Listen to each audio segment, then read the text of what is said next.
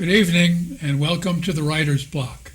I'm your host, John Ronan, and as you know now, because tonight we are kicking off our 28th year, I interview writers about their craft, what they're working on, what they've accomplished in the past, what they're planning for the future. The net we've cast is a little bit wider than that. We have had on musicians, sculptors, actors, all kinds of artists. So if you have an idea for a guest who might be a good fit for the Writer's Block, a writer or other brand of artist, we'd be glad to get your suggestions. Please watch for our address at the end of the show. I'd also like to remind you that the Writer's Block and all the other original programming that comes out of Cape Ann TV for and about Cape Ann and available to the world through our website is a result of cable access television. It's a wonderful cultural asset, and you don't get it if you subscribe to Dish. So don't pay attention to those ads. You stick with cable.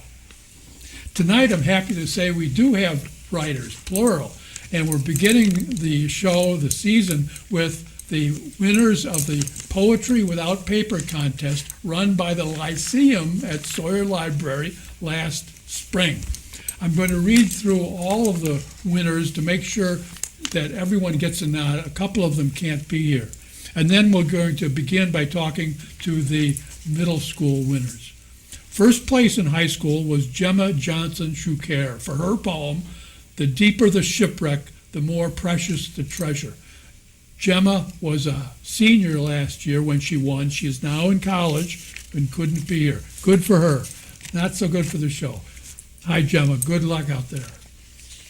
Second place, Mariah Murphy Thornley for her poem, "Resting Wide Awake." She was a senior last year as well. She can't be here. She's away. So we'll just acknowledge you and give you a wave. I hope you're doing well, Mariah. The middle school winners were Willa Brosnahan for her poem, "Time and Quiet." Second place, Mila Berry for "Memories." Third place, Seth Grover for "Cosmic Progress."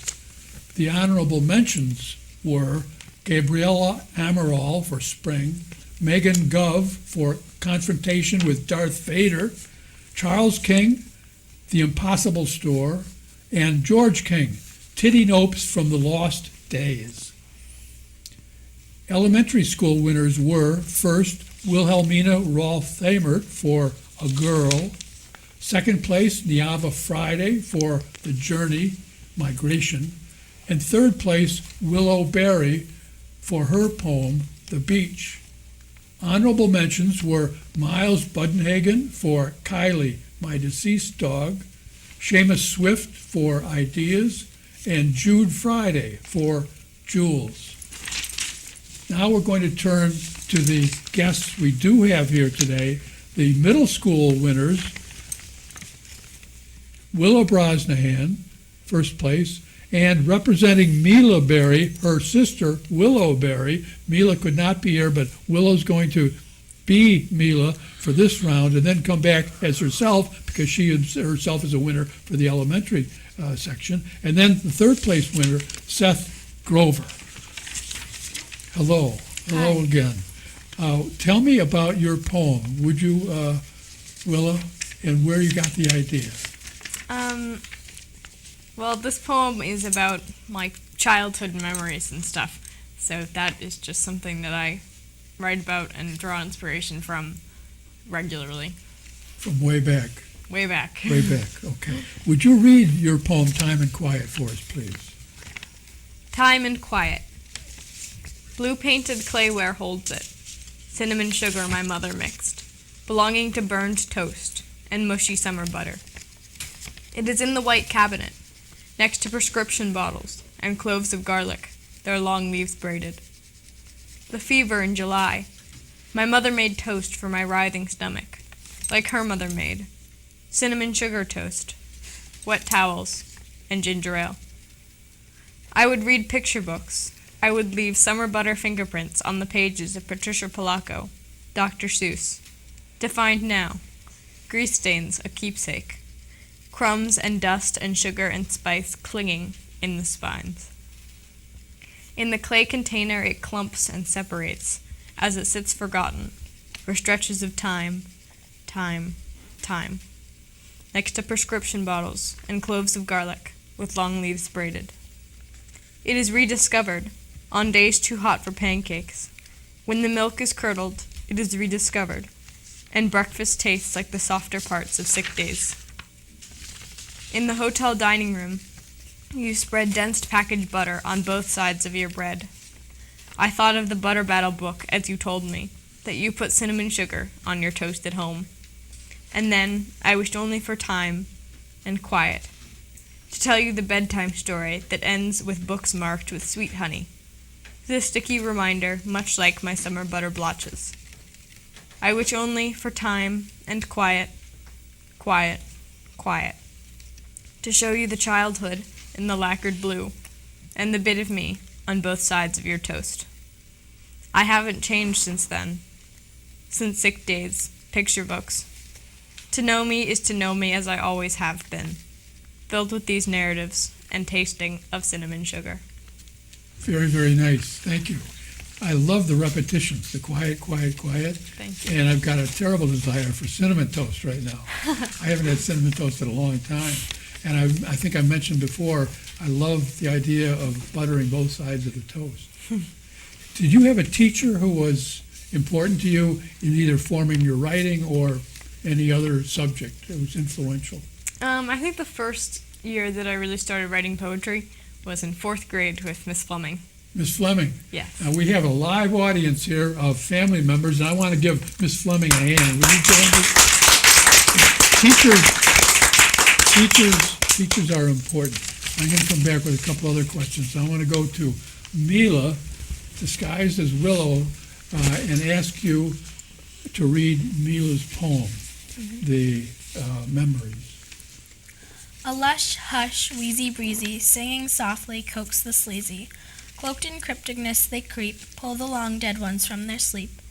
Sweet some linger, on our brow they gently finger, stroke away the bitter sweet that hovers there like summer heat. Rivulets run rosy rushing, syrupy tide cannot stop gushing, cue the tears that fly away, slippery birdsong on an autumn day. Sugar crystals hard and fast, flake away and do not last, only when you want them back, groping wildly for what you lack. Intangible, they spark a yearning, incomprehensible, internal burning. Aches the heart with heavy beat, tortures soul that craves to eat. Is it worse to have them there? Tantalizing burdens that we must bear, or a shadow, mere washed out, better than emptiness, a vacant, lifelong drought? All of us have inky stains, that pool in darkness, what remains? Personified, these midnight sins, but how much without, how much from within? These will feast if they can stay, hunt by night, fester by day. Most, however, nearly all, will scar, tease, or appall. They simply will be a part of you. And, of course, at heart, sweet satisfaction of a better time, suck them like hard candy, you'll taste hope, soothing, sublime. Happiness flitting on dove's wings, pure light then gone, and the blue sky. Very nice. Thank you. Now, I know you're disguised as Willow, disguised as Mila. Do you know any teachers that Mila had last year that were an influence on her? I do know that she did love Miss Flaherty and Miss Shanks. Those were her 4th and 5th grade teachers. Definitely Miss Shanks too. Miss Flaherty and Miss Shanks? Okay, let's hear it from Miss Flaherty and Miss Shanks. But thank you. Thank you to them. Now we're going to go to Seth Grover, who was the 3rd winner for his poem. Make sure I get this right. Cosmic Progress. Would you read your poem for us, Seth? We are but a celestial drop in the vacuum of the universe. Our stay is indefinite and the possibilities are infinite. The stars flutter like butterflies as we look on, as permanent audience members at a never-ending show. We have everything to see, yet so little time to see it. Stuck in the perpetual pit of what if, slowly making our way up the cosmic cliff. One day we will have seen it all, but that time will not come for a long time. Until we hear the cosmic chime, space will always be one step ahead of our time. Maybe when we come up with greater rocket power, we'll climb the last astronomical tower. Thank you. But was it part of that line, a pit of what if? Mhm. Very nice, I like that. Tell me if you had a teacher who was influential that you can share with us. Definitely my 7th grade ELA teacher, Miss Danaher. Miss Danaher, let's give it up for Miss Danaher. Her name has come up often over the years. Now, I want to ask a couple questions. I'll start with you, Seth. What are you reading now? Well, I like to read fantasy novels like Harry Potter and Percy Jackson. And you've read all the Harry Potters? Not all of them. They're very long. They're monster books, aren't they? Yep. How long does it take you to read one of those? Like a while. Not the fastest reader. Yeah. How many are there? 7 or 8? I think there's a new one that came out too. Is that the one that's set partly in the United States? I don't know. I haven't read it. Oh, okay. Well, let me know when you do. And Mila Willow, what's your sister reading these days? My sister loves historic, realistic fiction. Like, there are these 2 books called Ashes and Forge. There's another one, but I can't remember the name. She definitely likes reading that. And to finish Seth, it's called The Cursed Child. I haven't read it, but my sister has. She likes those things too. Who's the Cursed Child by? The Cursed Child by J.K. Rowling. It's like, Oh. it's about Harry Potter's son. Oh, I hadn't heard about that. And then Fantastic Beasts is set in New York in the 20s. That's what I was thinking of. Yes, I didn't know the title. And Will, what are you reading? I'm actually between books right now, but the last book that I read was Glass Castle. Don't remember who it's by, but it was a very good book. And what's the next one on the shelf? I am not sure. We're doing a short story unit in school right now, so I'm reading a lot of short stories. Give us one of those authors. Ray Bradbury. Oh, Ray Bradbury. Good stuff. Now it's a tougher question. Do you watch TV? And if you do, what's your favorite program? I do, and my favorite is Buffy the Vampire Slayer. Buffy the Vampire Slayer. Is that still being produced, or are these No. reruns? Well, I watch it online. Oh, okay. All right. And what's your sister watch? Well, She's an amazing baker. So she watches a lot of the Great British Baking Show. So we get a lot of delicious sweets at my house. I saw one a couple nights ago, and a woman's cake looks absolutely gorgeous, and they were saying there's not enough sugar, and she almost had a collapse. It was really sad. I know that's the worst part of the show when they have to send people home. Seth, do you watch TV, and what's your favorite show? I do occasionally watch TV. I like to watch animated TV shows like Bob's Burgers and Rick and Morty. Bob's Burgers. I'll have to give that a chance.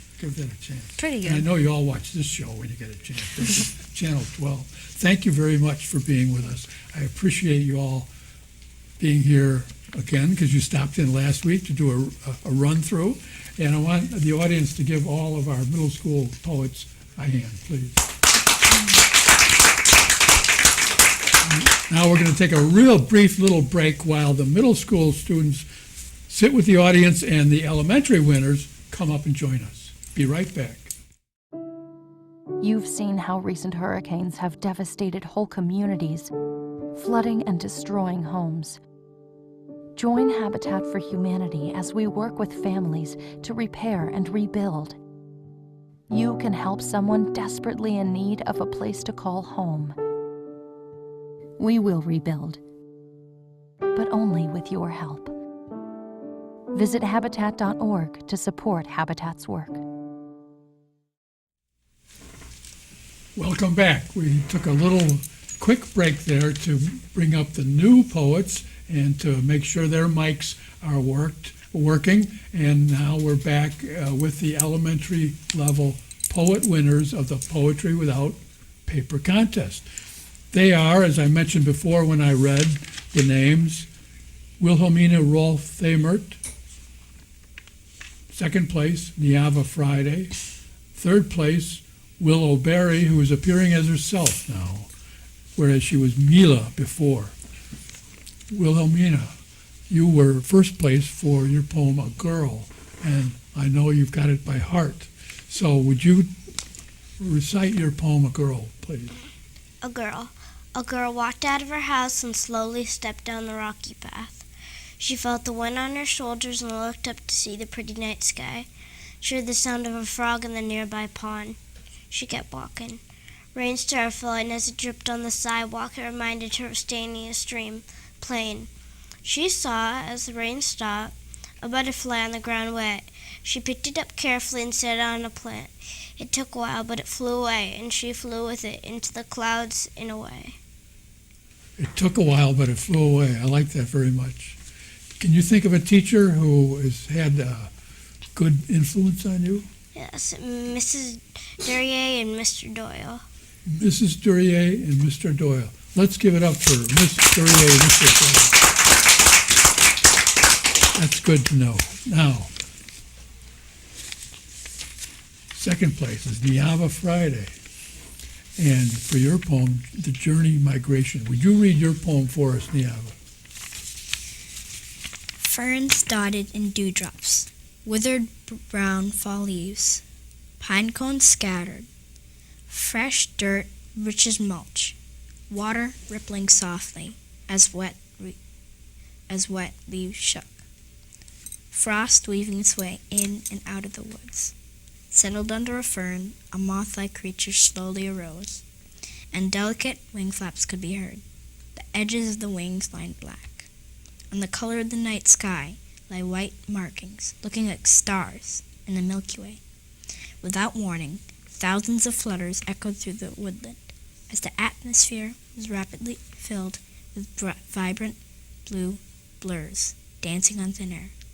Footsteps sounded, leaving the winged creatures fleeing to take cover, gleaming white dots nestled in leaf blankets. Thank you very much. Nestled, what's the last line? Nestled in? Nestled in leaf blankets. Good, very nice.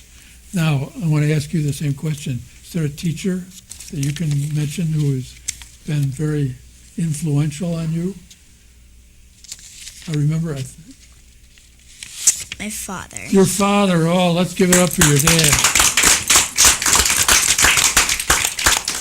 I thought I remembered that. I like to spend a little bit more time with the elementary students if we have time, because it's so important to get roots down early and respect for writing and poetry, and because it gets drummed out later, especially for guys. Do you like poetry? A guy can't say, oh, I like poetry. No, you can't say that. So I like it to get imbued and deep. And you all mentioned teachers that were important. Why did you enter the Poetry Without Paper contest? I'll start the other directions. Niava, why did you enter this? I entered because writing is my passion, and I think it's very interesting, very cool. I think it's very descriptive to write down your thoughts on paper and then just make it better with descriptions and turn that 1 page to 2 pages. So you feel like it's a passion already. That's what, do you write every day besides school? Every day. Every day, wow, good. Do you handwrite or you type on the Handwrite and machine? typing. I've got my own fair share of each. You what? I've got my own fair share of each. I both do a lot of both. Now, we're going to go this way. Willow, tell us about why you entered that contest. Well, I entered because I absolutely love to swim and write, and I feel like people should know like the beauty of the ocean and things, because I mean pollution is a big problem. So you combined and wrote about Like I it. have a huge passion in the ocean. I love it.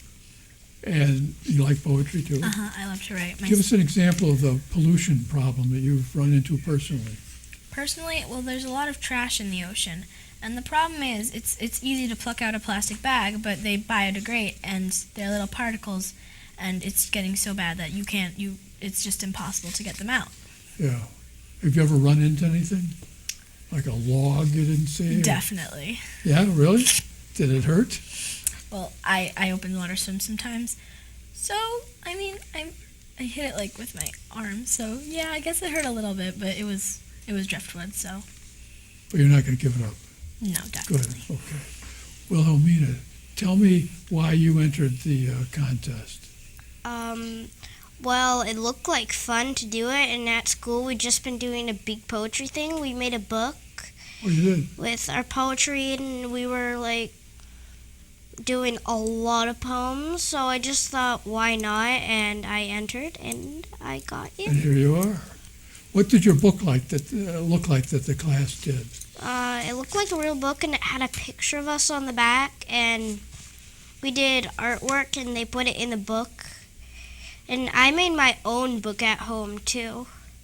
Of your own stuff? Yeah. So you're published in 2 books already, and you're still in elementary school. That's a pretty good start. Now I want to ask a question that I asked the other students about TV and reading. Well, I'll go start with Wilhelmina. What are you reading now? My favorite book is The Little Prince. Saint-Exupéry, the French author? It's a comic, but I really don't know. I don't really pay attention to the authors, but I really like it, and I'm reading it now. This is like my 50th time reading it. How many times? Like 50. I guess you like it, huh? And Willow, what are you reading? Well, I like a lot of fantasy and magic. I haven't read my poem yet. What? I haven't read my poem yet. Thank you for mentioning that. I'm having a bad afternoon. Forgive me for, I don't know how I did that. Please read your poem. I smell seaweed and salty freshness on the wind. I hear roaring of waves and crying of seabirds, wailing for something they will never have, the beach. I feel tiny particles of warm sand drifting across my feet, the beach. As soon as I step closer to the water, I sink deeper into the sand, the beach. A wave comes and tickles my toes, but soon it goes back out, trying to pull me into its watery eternity. But it will never succeed, for soon it will give up and I will be set free to go to my own eternity. But nothing wonderful can stay forever. Soon it will all fade into memories. Soon I will leave the beach. Thank you very much. Thank you very much. I appreciate that. And I do apologize. I'm used to thinking 1, 2, 3. It's 1, 2, no. 1, 2, 3. I'm just thinking 1, 2, 3. Never mind. Thank you. Now, did I ask you what you're reading? Yes, I like to read a lot of fantasy and magic. Yeah, keep going on that. Harry Potter, obviously, and one of my new favorite books is The Trials of Morgan Crow. Say that title again. The Trials of Morgan Crow. That's a fantasy? Mm-hmm, it's a fantasy. Now, I've asked you all about reading. Did I ask you about? Not me yet. No? What are you reading, Diana? The authors that I really like is Robert Betty, who wrote Seraphina and the Black Cloak, and I really like that What's the story. title again? Seraphina and the Black Cloak. I really like that story. The descriptive is perfect, and it's a thick book too. So I also like books that Brenda Woods makes. They've got like a lot of character in it. You like that? Not too complicated? Now, I haven't asked a TV question yet. Do you watch TV, Diana? And what's your favorite 1 or 2 shows? I watch a little bit of TV. I'm not really much of a TV person. No? Well, or I just on don't some watch device, it. do you watch Netflix? You watch streaming or anything like that? Yeah, I watch sometimes just like movies that follow after books come out, and Cartoon Network. What kind of cartoons? Teen Titans. Cartoon Network? You said? What specific cartoons? Teen Titans Go. Pardon? Teen Titans Go. Okay. Willow. I do watch TV. I am a science geek. I will admit science is amazing. I like shows like Mythbusters, and I do like. Have you seen Shark Week? What week? Shark Week. It's in the summer. It's an entire week on Uh, the Science Channel, all about sharks. And I want to be a marine biologist when I grow up. So, do you feel sorry for the sharks? They're well, being hunted pretty I do, widely, but I'd say. well, there are a lot of new laws that like have banned certain sharks from being hunted. Yeah. Mhm. Do you ever watch Nova on PBS? Yes. About the eclipse and the oceans? Oh, good. Wilhelmina, do you watch TV? Yes. I like watching movies. I don't really watch just like shows on TV. I do like Two Broke Girls. Do you? Yeah, but otherwise, like, I like really scary movies. I see like Fast and Furious, Alien, and I'm watching. The Alien series? I have only seen 4 of them. Charlie's Angels and a lot more, but those are just like the ones I watch. So you've seen the Alien series? Which are all the Sigourney Weaver movies? Yeah, Do those scare you? a little bit. I mean, that's a good monster. That is one scary monster. Good. I think that's a good sample. I'm glad to hear you're all reading. There's nothing wrong with TV as long as it's sort of kept in the background, except for The Writer's Block. very good. Except for the Raiders, but the Raiders. Thank you very much. We're almost out of time, so I'm going to ask you to just stay there for a couple minutes while I close down the show. I want to thank you for being with us on the Writer's Block tonight. This is the funnest show of the year because the students are winners of a poetry contest. They're passionate, and that's a word a couple of the students use, about writing, and that's really good to hear from students in school and dedicated to writing poetry or any other kind of writing. So if you've learned something about these creative students here, then the Writer's Block has done its job. I hope to see you again next week when we have another guest on the Writer's Block. Thanks again for being with us. Good night.